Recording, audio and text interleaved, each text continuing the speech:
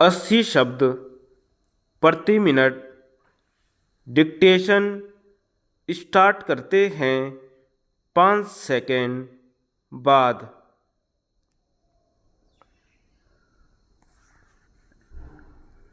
अध्यक्ष जी, जिस समय पाकिस्तान ने भारत पर हमला किया था उस समय उन्होंने देश की रक्षा के लिए महत्वपूर्ण कार्य किया था।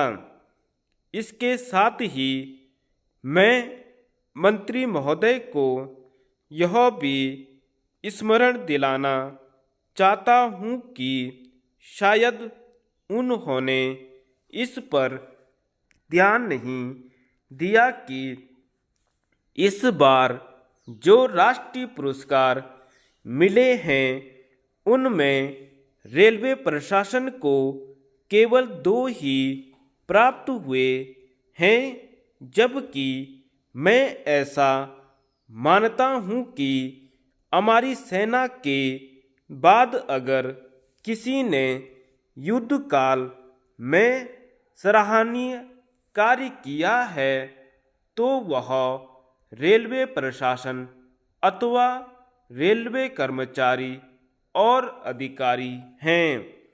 इसलिए उनके मनोबल को बनाए रखने के लिए और उनको प्रोत्साहित करने के लिए रेल मंत्री को इस बात पर भी ध्यान रखना चाहिए और इसका प्रयास करना चाहिए कि जो भी इस तरह के प्रोत्साहन मिले उनमें रेलवे का विशेष ध्यान रखा जाए।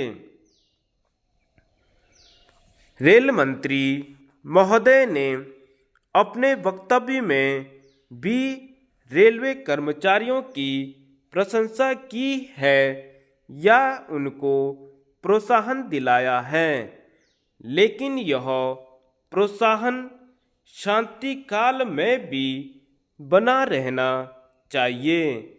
रेलवे ने युद्ध काल में जो काम किया वह तो देश की रक्षा का महान उद्देश्य था, लेकिन उसके बाद देश के निर्माण में या गरीबी मिटाने के लिए जो युद्ध होता है उसमें भी प्रत्येक रेलवे कर्मचारी का मनोबल उसी तरीके से बना रहे, इसके लिए भी रेल मंत्री महोदय को कुछ कदम उठाने की आवश्यकता है। मैं ऐसा मानता हूँ कि वह किसी भी तरीके से करें, उनका तरीका कुछ भी हो, लेकिन उनको यह करना चाहिए कि जितने भी रेलवे कर्मचारी हैं, जो भी रेलवे को मुनाफा हो उसमें वह साझेदार हों। चाहे आप उनको बोनस के रूप में कुछ दें, चाहे किसी और तरीके से दें, लेकिन हर वर्ग के रेलवे कर्मचारी को मालूम होना चाहिए कि यदि वह देश के निर्माण के संबंध में ठीक तरह से काम करेगा तो उसको पुरस्कार के रूप में या वेतन के अंश के रूप में अपने वेतन के अलावा पैसा मिलेगा। इसी प्रकार इस संबंध में मैं एक और सुझाव देना चाहता हूँ।